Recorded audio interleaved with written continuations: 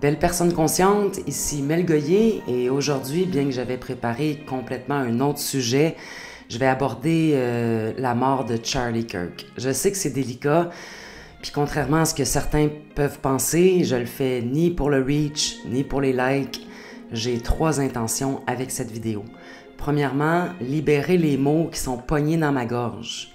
Deuxièmement, peut-être aider les gens qui ont de la difficulté à trouver les bons mots parce que ça fait du bien d'entendre une voix qui résonne avec la nôtre. Et troisièmement, j'aimerais surtout défaire tous les mensonges et les préjugés que j'entends en ce moment de tous bords, de tous côtés et d'apporter un point de vue peut-être différent. Je veux pas décevoir personne, mais c'est pas mon intention dans cette vidéo de spéculer sur qui est le tueur. Ça pue. Le narratif dominant en ce moment ne me convainc pas, mais j'ai vraiment pas envie d'aborder le sujet présentement. Tout ce que je souhaite, c'est que la vérité finisse par sortir. Je reste ouverte, je regarde ce qui circule, mais le but de cette vidéo est vraiment pas de parler du tueur. Je vais pas non plus aborder les conspirations que j'ai vues passer. Pour moi, ça dilue le message, puis c'est pas mon intention. Déjà, de voir les images traumatisantes, on va se le dire, des images que j'aurais préféré jamais voir. Ça a été très, très, très difficile de voir un homme que j'aime beaucoup se faire assassiner en direct, en plein jour. Mais ce qui a été aussi traumatisant, c'est l'après. C'est de voir toutes les réactions, les gens qui se réjouissaient de la mort de Charlie Kirk. En ce moment, ce que je sens, c'est comme si l'humanité était dans un tournant. Pas que le tournant s'en vient, là. Je pense qu'on est en plein dedans, qu'on se dirige droit dans le mur, à une vitesse assez incroyable. Puis je suis rendu à un point à me demander, est-ce qu'on va être capable de tourner le volant à temps ou c'est rendu impossible? En tant qu'ancienne gauchiste woke, c'est ceux qui me croient pas, ben, écoutez, là, je votais Québec solidaire, je manifestais pour le carré rouge, j'ai fait un flash mob, j'ai créé le Festivulve, j'ai travaillé pour Greenpeace, je veux dire, j'étais qualifiée d'extrême gauche. Et en 2020, ben, on a commencé à me qualifier d'extrême droite. Ça, je vais vous avouer, j'ai bien de la misère avec ça. Hitler était de l'extrême droite. On est dans l'extrême quand on parle de tuer des gens qui nous déplaisent, avec lesquels on n'est pas d'accord. Ça, c'est extrême. Mais avoir des idées différentes de la gauche, c'est pas extrême, là. Donc, dans cette vidéo, j'aimerais ça un peu rétablir les faits, parce que je trouve que ça suffit d'utiliser extrême droite à toutes les sauces. Puis ce qu'on voit en ce moment, c'est la laideur de l'humanité, gauche, droite, de tous bords, de tous côtés, j'en vois. Puis si t'es genre à dénoncer la laideur en étant très laid toi-même, c'est pas super cohérent. Quand je dis que l'humanité est laide en ce moment, ben l'humanité, c'est qui en fait? C'est toi, c'est moi. Donc c'est vraiment un appel à regarder le côté obscur qui est à l'intérieur de chacun. Puis je vais en parler plus à la fin de la vidéo, mais de faire un pas vers l'amour, vers la lumière intérieure. Comme disait Gandhi, sois le changement que tu veux voir dans le monde. Après, je vous demande pas d'être d'accord. Je vous demande juste de garder un esprit ouvert tout au long de la vidéo, surtout si vous êtes quelqu'un qui pense que Charlie Kirk était raciste, transphobe, sexiste, puis qu'il avait des idées extrêmes, puis que c'était un gars qui voulait diviser, qui était violent. Je pense que cette vidéo-là, ben, va mettre les points sur les i, les barres sur les t. Donc, si vous êtes prêts, bienvenue dans le 6e épisode de Mel Goyer en liberté.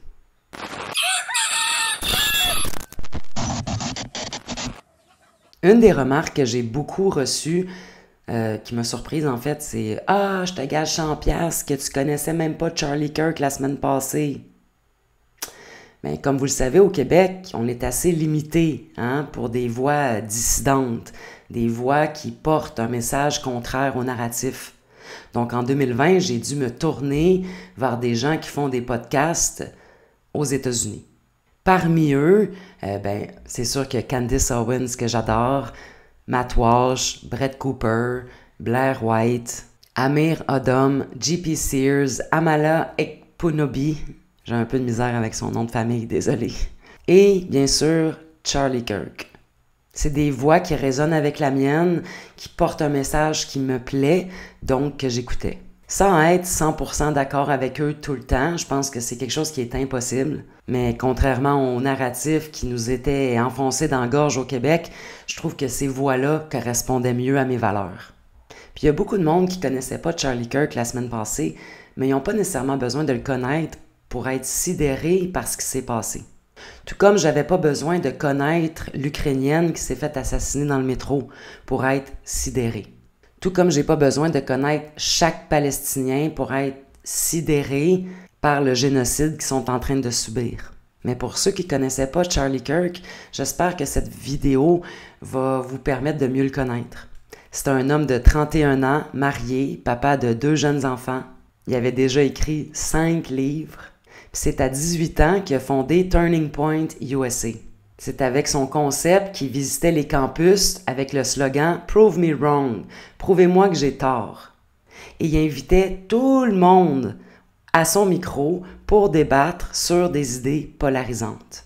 Il y en a qui jugent que ça, c'était de la division. Personnellement, je trouve que la division se crée quand on arrête vraiment de se parler, quand on arrête de vouloir se comprendre. Parce que qu'est-ce qui était beau de Charlie Kirk, c'est qu'avec respect, de manière civilisée, souvent avec humour aussi, puis un grand sourire, le gars était charismatique, on va se le dire. Ben, il invitait n'importe qui à débattre. Même si tout ce que tu avais à la bouche était des insultes à son égard, tu pouvais venir à son micro. Il y avait de bons arguments, était très intelligent, ça prenait quand même un sacré courage pour faire ça. Donc, comme je le disais, il y a plusieurs préjugés qui circulent. Je vais en aborder quelques-uns. Le premier, c'est que Charlie Kirk était un raciste. Je connais pas beaucoup de racistes qui ont initié un événement comme le Black Leadership Summit. Il a créé ça en 2019. Puis le but, c'est juste d'encourager les jeunes personnes noires à être des leaders dans leur communauté. Mais vu que je suis une blanche, je trouvais ça important de laisser des personnes concernées parler. Parce qu'on va se dire les vraies choses, il y a plusieurs personnes racisées de toutes les origines qui sont très affectées par la mort de Charlie Kirk, qui sont en deuil, qui ont de la peine et qui prennent sa défense. La première, bien sûr, c'est Candace Owens qui considérait Charlie comme un frère. À mes yeux, à moi, c'est elle qui a fait le plus bel hommage pour Charlie. Si vous parlez anglais, je vous invite vraiment à aller l'entendre. Elle a partagé plein de belles vidéos dans lesquelles on les voit danser, chanter. We were doing what I used to refer to as like the Charlie dance. Here it is. You don't understand like the divinity of him tweeting that. Like I'm living in that 21st century. There's something you need to. Honesty is honesty. Being carried by my own thoughts. Reality is catching up with me. It's in my image now. I'm fighting for Custody. my eyes. There's a land across. Fixing into our favorites. And we can make him about to have me some fun. Bounce, bounce, bounce, bounce, bounce, bounce, bounce, bounce, bounce, bounce. On voit même Charlie à son mariage. Je veux dire, il y a des limites à faire semblant de te tenir avec une personne noire pour prouver que t'es pas raciste, là. Il a nommé Candace Owens directrice des communications de Turning Point en 2017, puis elle a travaillé pour lui pendant 2 ans. But I don't want today to be about anything other than you guys knowing that Charlie really was an amazing person. You know, he was like, we were really close. And he was my best friend and my brother. And I will never unsee the footage of what I saw, the violence of it. I pray for the people who took any pleasure in that. I would never, there's not a single person in the world that I would wish that on. And least of all, someone with a heart like Charlie's. Ensuite, il y a l'officier Tatum, Brandon Tatum, un ancien policier qui décrit Charlie comme son meilleur ami. Il avait été nommé directeur de l'engagement urbain à Turning Point. Lui, son speech était très dans la colère, puis on peut le comprendre. And let me tell y'all this. You know who's at fault? It's these teachers and radical left media. For someone to get on and say Charlie Kirk is spreading hate, you have to be the stupidest person and the most disingenuous person to ever live. It's just lies. The man was killed because of lies. Why? Because they hate the truth. I seen people throw stuff on Charlie. I would have swung on people, but Charlie didn't even swing on him. Lady girl walked up, snatched the head off his head because she's a lunatic. Charlie said, no, don't touch her. Let her go. Hateful? There is no reason that people should be mad at Charlie Kirk. Debate Charlie Kirk. Go put your best people on campus and debate him. He let you get on the mic. It's viral on social media. So if you got a better idea to him, then go expose it. But they can't because they're rooted in emotionalism and lies and false empathy. Mais en dessous de la colère, il y a toujours beaucoup de peine. I'm very angry because you don't get your lick back.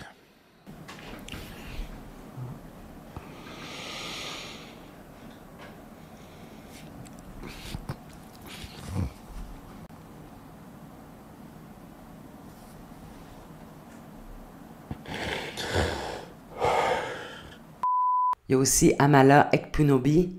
I don't know how the rest of you are feeling, but it's been a really, really difficult thing to wrap my head around. You guys let me know how you're feeling in the comments down below. I found myself last night struggling to sleep. I kept waking up, going online for some reason to just see if there was anything else taking place, anything else had been found out. And the amount of doom scrolling I've done in the past 24 hours should concern just about anyone. And I have this feeling of just deep emotional whiplash, I guess is what I'm going to call it, because I'm watching people who are taking in what's happened to Charlie Kirk. They're mourning his loss. They're sharing their sorrows, their condolences. And on the other end of it, you have people who are cheering, celebrating, dancing, screaming, thanking the gun, the bullet, the shooter for what has taken place here. And times like this really emphasize just how diseased our whole entire world is. And with that being said, the person who was doing something really great, who was actually getting off of social media to meet people in person and have discussions one-on-one with Charlie Kirk. So shout out to Charlie Kirk. May he rest in peace. Et je vais terminer avec Amir Odom, un homosexuel noir qui admirait beaucoup Charlie, qui même va lui donner les crédits. Someone like Charlie Kirk is oftentimes called racist and homophobic, yet he's one of the main reasons this YouTube channel that you're watching right now even exists in the first place. He knew the young gay black Amir in 2018 and strongly advocated him to be more vocal online and spread his thoughts and to always seek the truth. The night of the first event I ever gone to in 2018 where I met Charlie Kirk for the first time, that I started being vocal online. And here we are today. And to this day, I still have one of the hats he even gave me. So I feel like this video is necessary because that's all Charlie ever did and pushed me to do and push everyone to do is to seek out the truth. So I want to put the truth in his words. You know, me and Charlie, we've had our disagreements and that's all they ever were. We're just disagreements because you're allowed to disagree with somebody. You're allowed not to agree 100% with somebody that you're talking to or you're an associate with. They say he's racist, but why are so many black people upset that Charlie Kirk has passed? Puis je compte même plus les interventions que Charlie a eues avec différentes personnes de toutes les origines pour débattre de façon respectueuse, civilisée. Donc, d'où ça vient l'idée que Charlie était raciste? Ben, Charlie avait des positions très fermes sur l'immigration de masse. Pour lui, c'est comme quand tu es en avion. Il disait « Mets ton masque en premier avant d'aider ton prochain ». Il était 100% contre l'immigration illégale aussi. Puis il y avait des bons arguments, là. If I went to Mexico without being invited or allowed, and I took a job, what would the Mexican government do to me? Why was the reason you left the U.S. first? The reason doesn't matter. Let's say you're here in the U.S., okay? You have, from what I think I've heard, I think you have 2 daughters, correct? Daughter and a son. Daughter and a son. Let's say someone is attacking your family, like targeting you guys. You love your children, I'm assuming. Well, hold on. I actually, someone, every day we get death threats, so this is not an abstraction, and I'm not leaving America. If you apply that logic, that if somebody is in danger, they're allowed to come to America, would you be okay welcoming in 500 million people into America? 500 million? I don't even think that would fit the United States. I agree, and that's the point, is that if everyone all of a sudden declared that their life was in danger, we'd have to let in like all of Nicaragua, all of Honduras, almost all of Venezuela. The standard all of a sudden starts falling apart. And we find that people lie about this, they deceive it. Why don't we try to empower those people to make the countries they're coming from greater and stronger, or else this problem will actually never be fixed at the root level. Il était aussi contre les mesures de DEI, de diversité, équité, inclusion. Puis il y a un exemple qui revient non-stop là, que j'ai lu plein de fois, que j'ai entendu. Ah, le gars, il avait peur de rentrer dans un avion si c'était un pilote noir. C'est un raciste. En fait, son point est beaucoup plus nuancé. So let's take airline pilots. United Airlines wants 40% all of their airline pilots to be women or people of color. Why does that matter? Number one, because I want a qualified airline pilot, not a person of color airline pilot. Understood. So you agree. But number two, there's only so many airline pilots jobs. Let me tell you what I believe, and maybe you might actually agree with it, because I think you do. What we believe as conservatives is that skin color really doesn't matter that much. We care about character and merit. We want a country built on what you bring to the table, not how you look. Puis ça se peut là, que la personne la plus compétente, ça soit une femme et un noir. Dans ce cas-là, pas de problème. En quoi c'est raciste? Donc après, vous pouvez continuer votre narratif à dire que c'est un raciste. Mais je pense qu'avec tout ce que je viens de vous montrer, vous pouvez aussi constater que c'est faux. Le deuxième préjugé qu'on entend beaucoup de ces temps-ci, c'est que Charlie était transphobe et homophobe. À mes yeux, il n'y a rien de plus faux. Je l'ai entendu souvent débattre de façon encore ici respectueuse et civilisée avec des gens de la communauté LGBTQ2S+. Il n'y avait rien contre les individus trans. Lui, il voulait débattre des concepts, comme par exemple, autant de sexe qu'on veut, tu peux être une femme même si c'est un pénis, tu peux aller battre des femmes dans un ring parce que tu te considères comme une femme, aux Jeux Olympiques, tu peux aller te changer dans le vestiaire d'une femme ou utiliser des toilettes de femmes même si c'est un pénis, que les hommes peuvent être enceintes. Ça, c'est des idées avec lesquelles Charlie Kirk était pas d'accord. Puis il invitait les gens à venir débattre. Mais je l'ai personnellement jamais entendu insulter une personne trans. Puis que j'en sais, je suis pas trans, fait que je vais laisser des personnes concernées parler. La première, je l'aime beaucoup, je l'écoute souvent, c'est Blair White. C'est une femme trans, puis c'est la première à dire qu'elle sera jamais une femme. Elle considère qu'il y a quand même une marge entre une femme trans et une femme biologique. Puis en ce moment, elle prend la défense de Charlie Kirk. My heart is so broken for Charlie Kirk's family, his wife and his 2 babies. This is hitting me so hard. You know, I would hope even people that do politics on the other side think that this moment sucks. Just what it means for the country that this is something that's now normalized is an understatement. People are celebrating it. The tragedy of Charlie Kirk's death, to me, I think the reason why it's hitting so hard is it's being compounded by the reaction by people. And I really use the word people lightly because I don't know if you are a person. If you can say or post some of the things that have been said about this man's brutal murder, this has been not only so horrible and traumatizing to see the video of what happened, and I wish I had never seen the video. I wish I had never seen the video. And then I guess it just feels like a whole other trauma to see the psychopathy that I am surrounded by, that we are all surrounded by, that there is such an extreme amount of people in the world that are legitimate psychopaths, that are legitimately terrible, low IQ, disgusting human beings. And even as I'm saying this, it feels so terrible for me to even have what feels like hate in my heart for these people. Charlie Kirk was killed in the middle of a debate, of having open dialogue, which is the only thing that keeps this ship from tipping over, which is the only thing that keeps violence at bay, is our ability to talk to each other. Un autre qui s'est fâché au micro, c'est Jeffree Star, un drag queen homosexuel. He encouraged everyone to speak about their beliefs, whether he believed them or not. Someone just said they're unsubscribing from me. Thank God, please. Because if you believe in they and thems, you're part of the problem. If you're so stupid enough to go against science, please unfollow me. You can be whoever you want to be, but there's science and there's facts. So yes, I am a grown-ass man that wears makeup. I will always be a male. My name is Jeffrey. Jeff, if you were my father, he's the only person allowed to call me that. My name is Jeffrey. I am a male that likes cosmetics.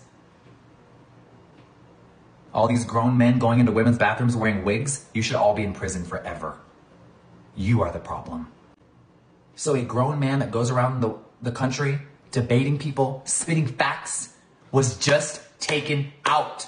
And I'm not over it. I can't sit here and play with makeup right now. I want to throw up. Politics aside, biology will never change. Why is that up for debate? Am I saying any of this? Because Charlie Kirk fought for the rights. He fought for the truth. He debated everybody. And you guys cannot argue that. You are delusional and you are mentally ill if you are trying to go against what I just said.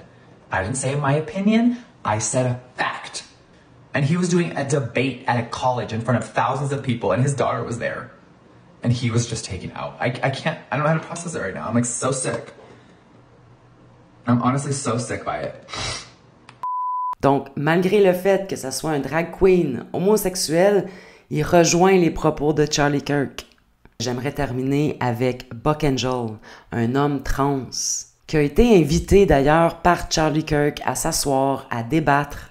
I really wanted to do this about Charlie Kirk because, I had the pleasure of actually debating Charlie, which on some level it kind of really wasn't a debate because we agreed on a lot of stuff. I just want to let you know that it happened 3 years ago, and I'll never forget getting an email from them and TPUSA, and I wasn't really familiar with Charlie Kirk, and then I did a little research, and I thought, wow, that's so amazing that he wants to bring me on and actually have conversation about the transgenderism movement and everything that I oppose in that movement. And he was really willing to sort of try to learn about certain kinds of things. And I just thought it was so amazing. And so I accepted the invitation, and the TPUSA treated me like a rock star, and they were just so amazing. And we walked away super chill and awesome with each other and shaking hands and just sort of laughing and being cool. And then periodically I would send a little message or something, and he would just acknowledge me, and in such a profoundly awesome way, because everyone thinks he's transphobic because he doesn't believe kids should transition, which is, I don't. But, the thing that was so cool about Charlie was he was always willing to have the conversation. But people didn't see that. They just didn't again, that's what's wrong here today. I think it's pretty simple, my viewpoint. I think there's only two genders, and I have sympathy for people that suffer from gender dysphoria and compassion, and I think we'll explore that together. Transgenderism, if you will, presupposes that there are two genders, and I look forward to learning your perspective on all of that. But it's a serious problem, and I think based on things you've said, we'll actually have some common ground on children and education and the entire kind of detransitioning movement that's happening right now, because a lot of people have regret after undergoing that irreversible surgery. But yeah, my position's pretty clear. Your chromosomal makeup is very important. Mm-hmm. I believe we should be grounded in biological and material reality. I believe that gender and sex are directly related. And so I know I have more time to use, but I'm gonna allow our guests to use that time up. Right on. First off, thanks for having me. I really appreciate debates, and I really appreciate these conversations because they will help us move forward. So I'm pretty much on board with a lot what you said there. Donc je me demande si vraiment Charlie Kirk était transphobe et homophobe, pourquoi ces gens-là l'aiment autant? Ça vient d'où les rumeurs comme quoi qu'il était homophobe et transphobe? Ça vient des gens comme Stephen King, qui affirme que Charlie Kirk voulait lapider les homosexuels. Donc, il a dû retirer ses propos, faire ses recherches, découvrir que c'était faux. Puis le mal était fait. Je me suis fait donner cet argument-là, je sais pas combien de fois, puis je disais aux gens, trouve-moi la vidéo dans laquelle Charlie Kirk dit ça. Tu vas la chercher longtemps, parce qu'elle n'existe pas. C'est aussi de la faute des médias qui impriment des idées dans la tête des jeunes. On l'a vu, là, la propagande LGBTQ, là, était partout. Puis Charlie, lui, il débattait des idées. Je le répète, il attaquait pas des personnes. Un autre préjugé qu'on entend beaucoup, c'est « Ah, Charlie était misogyne, sexiste. » OK, le gars, il est quand même marié avec une femme éduquée. Il s'est entouré dans sa business de femmes fortes et intelligentes. Il avait 2 enfants, dont une petite fille qu'il adorait plus que tout au monde. Le gars, il était loin de mépriser les femmes. Donc, ça vient d'où, cette croyance-là, que c'est un sexiste puis un misogyne? Like hating women, hating different people, and, you know, yeah. How do I hate women, exactly? Tell me how I hate women. Sir, I've listened to several hours of your programming a week. Give me one example. You're incredibly misogynistic. You said that I hate women and I'm misogynistic. Yeah. Can you give me an example? I can't. I don't have a specific example right now. Yeah, because it doesn't exist. It doesn't actually. exist. I think it because does. you're making it up. Encore là, ça vient du fait qu'on déforme ses propos, qu'on les prend hors contexte. Charlie n'était pas contre les femmes qui travaillent. Parce que je l'ai entendu, celle-là. Charlie voulait que tu restes à la maison puis que tu fermes ta gueule. C'est faux. Si t'es une femme puis tu veux aller travailler, Charlie avait aucun problème avec ça. Mais ce qu'il voulait, par exemple, c'est redonner de la valeur au rôle de mère au foyer. Lui, il disait carrément, là, retirez vos enfants des écoles. Faites l'école à la maison. Ben, pour ça, ça prend un des 2 parents qui reste à la maison. Puis Charlie Kirk, ben oui, c'est un conservateur. Donc, dans son esprit, l'homme va aller travailler et la femme va éduquer les enfants. Mais c'est pas petite femme reste à la maison.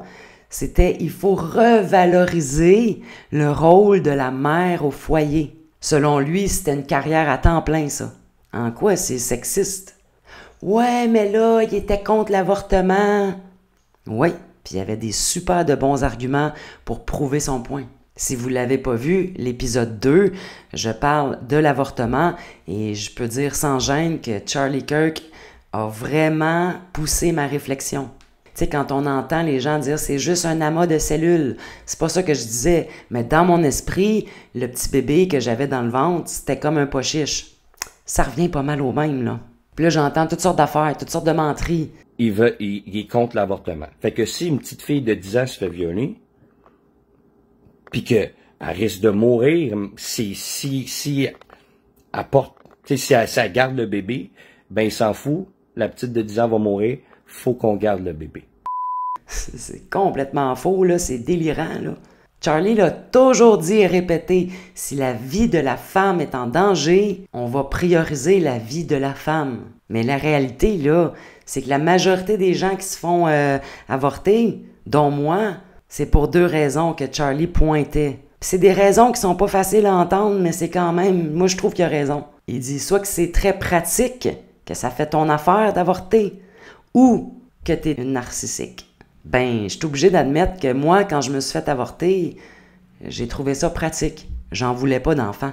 Donc, son point, c'est si tu veux pas d'enfant, ou si tu veux pas te faire avorter, ben t'es pas obligé, là, de faire l'amour. C'est pas comme de prendre ta douche, là. Tu peux t'en passer.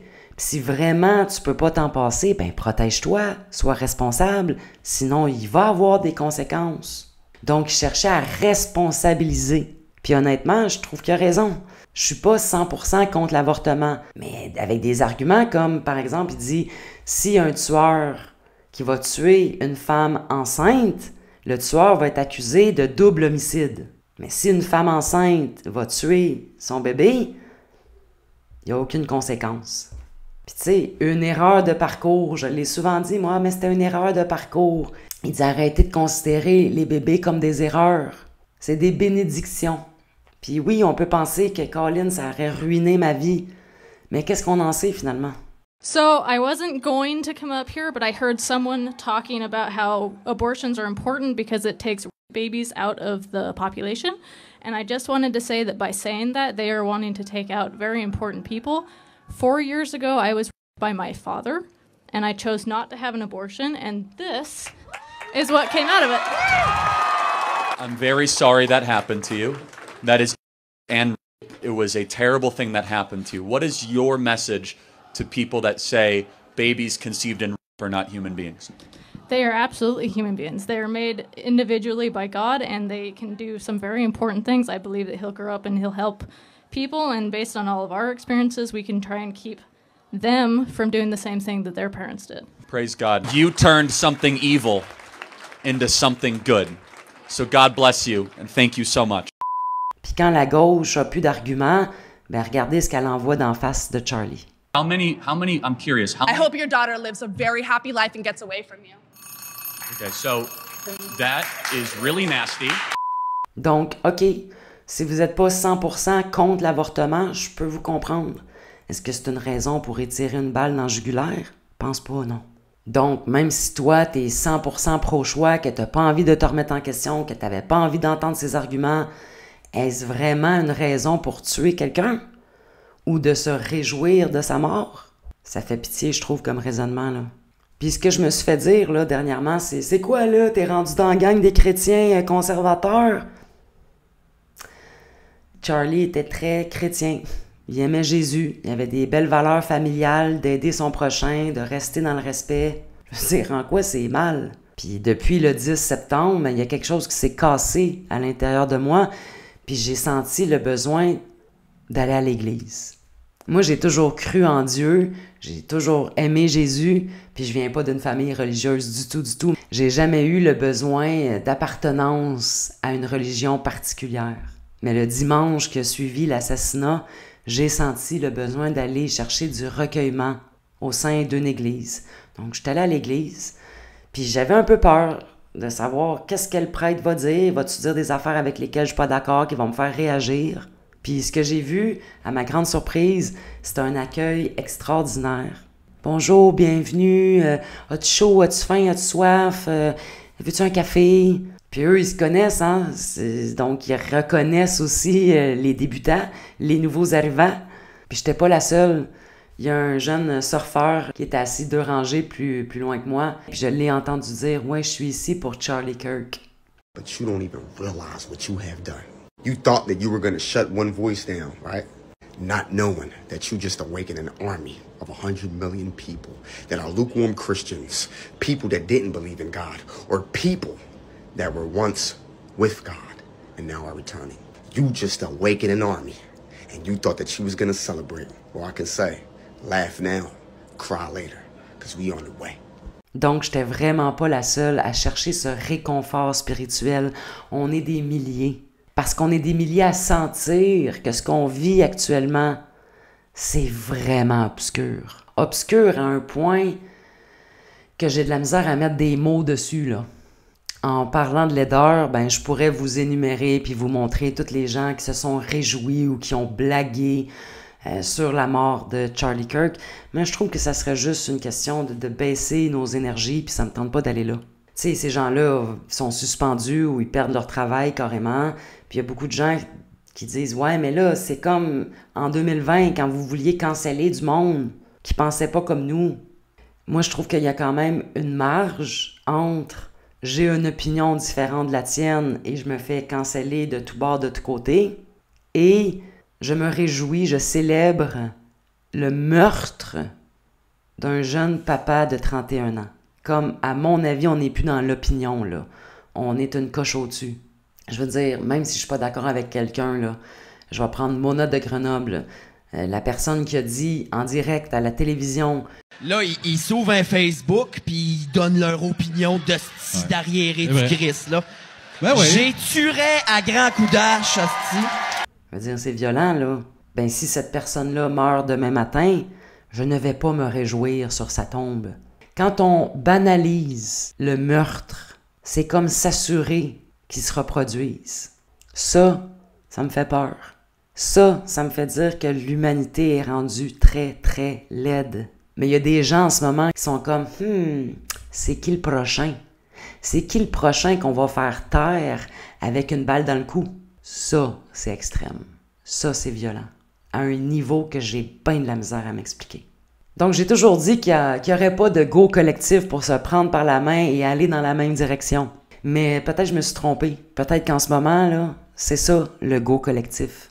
Tout ce qu'il y a à faire en ce moment, là, c'est de travailler sur soi, d'entreprendre un travail personnel, individuel, pour avoir un résultat collectif. De faire un effort pour être dans l'amour, dans la lumière. Puis je sais que ça a l'air cliché, là, deviens la meilleure version de toi-même. Mais c'est exactement ce qu'on doit faire en ce moment. On n'a pas besoin de devenir parfait. Il n'y a personne de parfait. Mais je pense que notre responsabilité en ce moment, c'est de tous faire un effort pour regarder en dedans. L'humanité est un reflet de nous-mêmes. De le voir comme un miroir, de dire « OK, est où ma part d'ombre? Comment je peux apporter plus de lumière à l'intérieur de moi pour rayonner plus d'amour? » Puis être amour en passant, pour moi, c'est pas de se mettre une fleur dans les cheveux, de parler doucement, puis de pépépé. C'est pas ça. Je suis pas une experte d'être amour, là, on va se le dire. Il y en a qui sont à d'autres niveaux plus avancés, comme Charlie Kirk. Je m'appelle pas encore Jésus. Je m'appelle Mel, je fais de mon mieux. Je pense que si tout le monde faisait un pas vers le mieux, déjà, il y aurait moins d'obscurité. J'aimerais conclure cette vidéo avec des images qui circulent sur des vigiles qui sont organisées partout dans le monde. Il y en a une en particulier qui m'a vraiment touchée, qui vient de Nouvelle-Zélande. Des hommes maoris qui ont fait une danse en l'honneur de Charlie Kirk.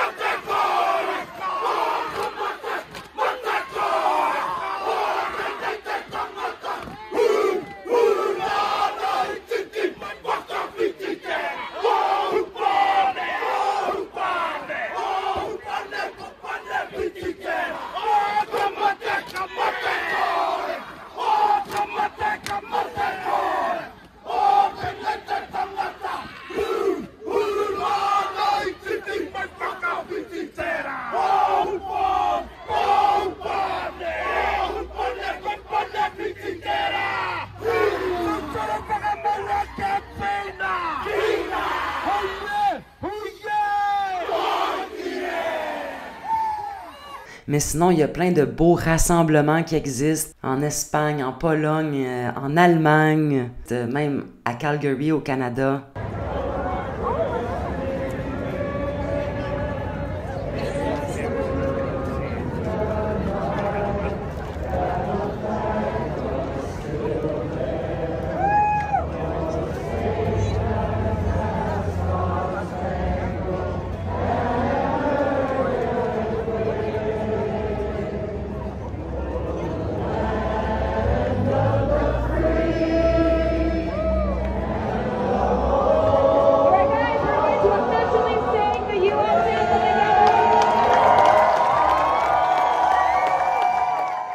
Et ça, c'est juste un échantillon. Donc, je vais vous poser une question, puis j'aimerais ça lire vos réponses dans les commentaires. Quel impact l'assassinat de Charlie Kirk a eu dans votre vie? Puis si vous n'êtes pas capable d'être respectueux, là, ben, je vous avertis tout de suite, je vais vous bloquer.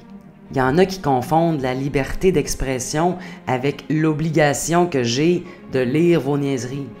Non, c'est deux choses différentes. Donc, si tout ce que tu as, c'est des mots haineux, passe ton chemin, Internet est grand.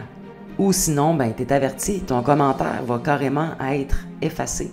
Et toi, tu vas être bloqué. Je pense que je l'ai assez répété dans la vidéo, là, ce qu'on a de besoin, c'est d'amour et de lumière. Puis on peut tout à fait être en désaccord et s'exprimer de façon respectueuse et civilisée, comme nous l'a montré Charlie Kirk dans le fond. Donc si tu as aimé ce contenu, je t'invite à le partager, parce qu'il va peut-être tomber dans l'oreille d'une personne qui est pas si sourde que ça. Tu sais, on dit « Ah, ça va tomber dans l'oreille d'un sourd ». Ben, il y a peut-être de plus en plus de gens en ce moment qui sont ouverts à entendre l'autre côté. Puis je te remercie aussi de liker pour donner de la visibilité à ce message, si ça l'a résonné pour toi, bien sûr. Donc, en attendant le 7e épisode, je vous remercie pour votre écoute. Je vous aime et je vous envoie plein d'amour.